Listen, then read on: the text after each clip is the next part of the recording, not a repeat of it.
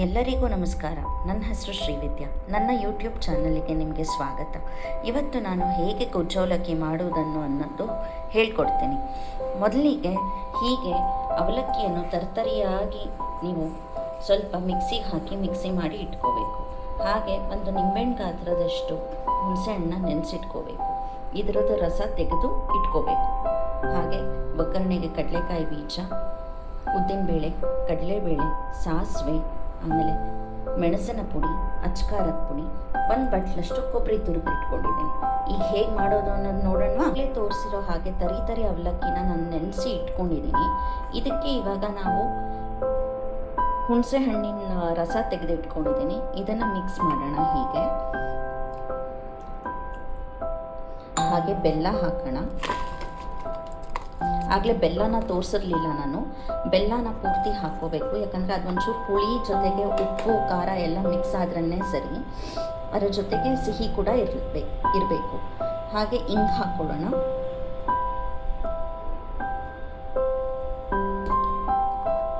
ಒಂದು ಸ್ಪೂನ್ನಷ್ಟು ಅಚ್ಕಾರದ ಪುಡಿನ ಹಾಕೋತಾ ಇದ್ದೀನಿ, ಸ್ವಲ್ಪ ಹಾಕೋತಾ ಇದ್ದೀನಿ. ಹಾಗೆ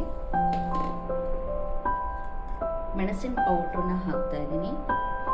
ಅದು ಅರ್ಧ ಸ್ಪೂನ್ನಷ್ಟು ಹಾಕೋತಾ ಇದ್ದೀನಿ, ಯಾಕಂದರೆ ಅದರದ್ದೇ ಘಾಟ್ ಬರೋದ್ರಿಂದ ಇದನ್ನು ಆದಷ್ಟು ನೋಡಿಕೊಂಡು ಹಾಕ್ಕೊಳ್ಳಿ. ಅದ್ರ ಜೊತೆಗೆ ಉಪ್ಪನ್ನು ಬೆರೆಸ್ಕೊತಾ ಇದ್ದೀನಿ. ಉಪ್ಪು ಹಾಕ್ತಾ ಇದ್ದೀನಿ. ರುಚಿಗೆ ತಕ್ಕಷ್ಟು ಉಪ್ಪನ್ನು ಬೆರೆಸ್ಕೊಳ್ಳಿ ನೋಡಿಕೊಂಡು. ಇದನ್ನೆಲ್ಲನೂ ಮಿಕ್ಸ್ ಮಾಡ್ಕೊಳ್ಳಿ ಚೆನ್ನಾಗಿ.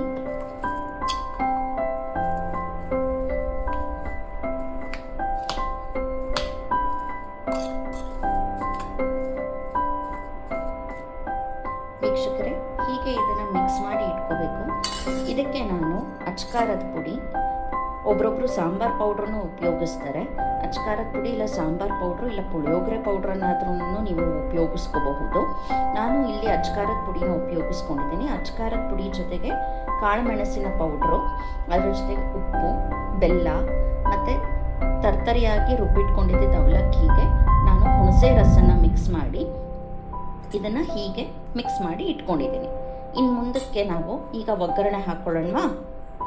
ಹೀಗೆ ಬಾಣಲೆಗೆ ಎಣ್ಣೆ ಹಾಕ್ಕೊಂಡು ಎಣ್ಣೆ ಕಾದ ನಂತರ ಕಡಲೆಕಾಯಿ ಬೀಜನ ಹಾಕ್ತಾ ಇದ್ದೀನಿ. ಮುಂಚೆ ನೀವು ಸಾಸಿವೆ ಹಾಕ್ಕೊಳ್ಳೋಕ್ಕಿಂತ ಮುಂಚೆ ಕಡಲೆಕಾಯಿ ಬೀಜನ ಹಾಕ್ಕೊಂಡ್ರೆ ಅದೊಂದು ಸ್ವಲ್ಪ ಬಾಡಿಸಿ ಆಮೇಲೆ ಹಾಕ್ಕೋಬೇಕಾಗತ್ತೆ ಸಾಸಿವೆನ. ಹೀಗೆ ಕಡಲೆಕಾಯಿ ಬೀಜ ಸ್ವಲ್ಪ ಬರೋ ಹಾಗೆ ಕಂದು ಬಣ್ಣ ಆಗೋ ಹಾಗೆ ಹುರಿದ್ಕೊಂಡು ನಾವು ಇದಕ್ಕೆ ಸಾಸಿವೆ, ಕಡಲೆಬೇಳೆ, ಉದ್ದಿನಬೇಳೆ,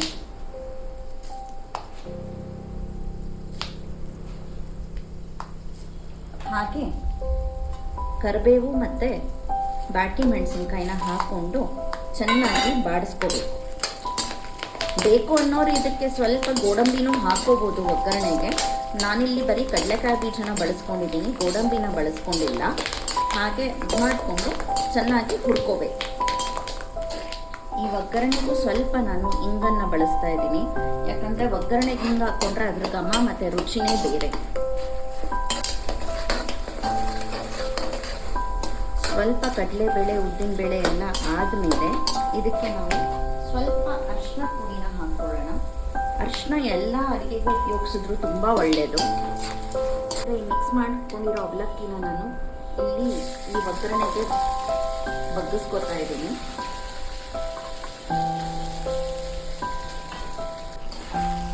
ಹೀಗೆ ಮಿಕ್ಸ್ ಮಾಡ್ಕೊಳ್ಳಿ. ನೀವು ಮಿಕ್ಸ್ ಮಾಡ್ಕೋತಾ ಅವಲಕ್ಕಿ ಏನು ಇದೆ ಅದು ಉದುರುದ್ರಾಗಿ ಆಗುತ್ತೆ. ಈ ರೀತಿ ಬಾಡಿಸ್ಕೊಂಡು ಮಿಕ್ಸ್ ಮಾಡ್ಕೋಬೇಕು ಚೆನ್ನಾಗಿ. ಇದಕ್ಕೆ ನಾನು ಮೊದಲೇ ಹೇಳಿದಂಗೆ 1 ಕಪ್ ಏನು ಕೊಬ್ಬರಿ ತುರಿದಿಟ್ಕೊಂಡಿದ್ದೆ, ಈಗ ಅದನ್ನು ಹಾಕ್ತಾ ಇದ್ದೀನಿ ನಾನು. ಹೀಗೆ ಮಿಕ್ಸ್ ಮಾಡ್ಕೋಬೇಕು. ಈ ಕೊಬ್ಬರಿ ತುರಿನೇ ಈ ಗೊಜ್ಜವಲಕ್ಕಿಗೆ ಭಾರಿ ಟೇಸ್ಟ್ ಕೊಡೋದು.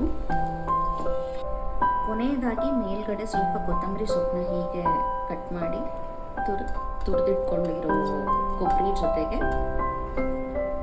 ಕೊತ್ತಂಬರಿ ಸೊಪ್ಪನ್ನ ಹಾಕಿ ಮಿಕ್ಸ್ ಮಾಡ್ಕೊಂಡ್ಬಿಡಿ. ಇಲ್ಲಿಗೆ ಗೊಜ್ಜೋಲಕ್ಕಿ ರೆಡಿ.